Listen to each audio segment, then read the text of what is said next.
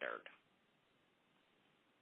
Well, it is very useful to me in particular because my company and some previous employers I worked for have standard operating procedures for qualifying secondary standards in-house. That is needed because of a variety of factors. So the company I work for, and I really don't want to speak for anybody else, has an SOP that is very well defined to qualify secondary standards. And knowing the battery of tests, for instance, or the ideas or the type of tests that were done to qualify the primary standards in the first place, that would be the first place to do, to mimic those tests, for instance, the identification test, the assay test, the related compound tests that are associated with the raw material, and probably the strategy that was employed for a primary standard could be applied in the lab, in-house, for secondary standard where applicable. Okay. So access to experts in, do you think an NMR and an FTIR test for a raw material, they are both necessary? If you had a choice, which one would you choose?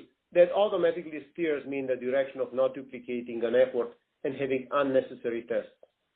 Okay, so they're helpful in and they can help you choose which test is best for you in your circumstance to use.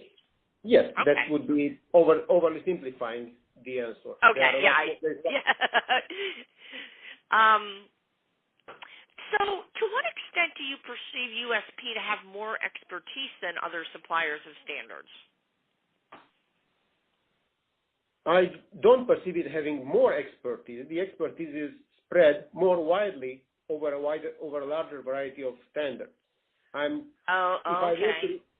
If I were to refer, so the depth of expertise is not necessarily superior to other suppliers. The breadth of expertise is, without a doubt. Okay.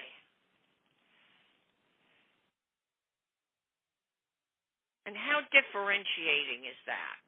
How much does that, having that breadth of expertise, differentiate it from other companies that you might use?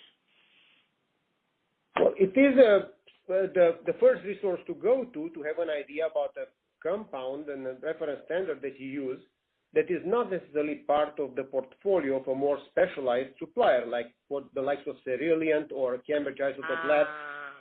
Okay. Then in that sense, if I want to find out if there is a reference standard for cyanocobalamin, for instance, I'll go to USP first.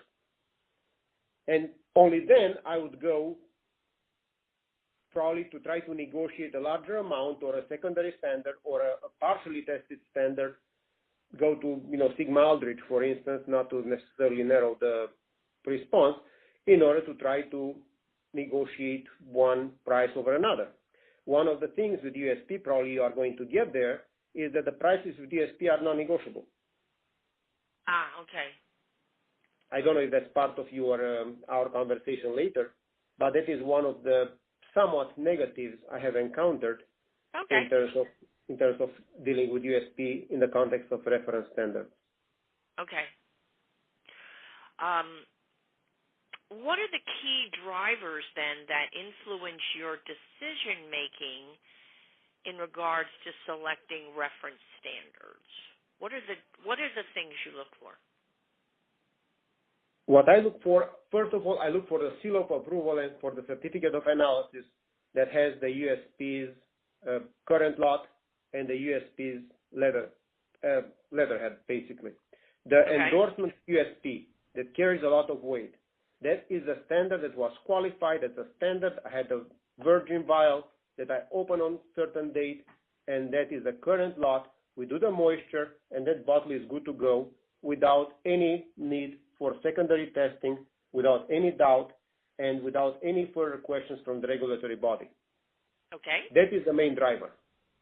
And what other drivers are there?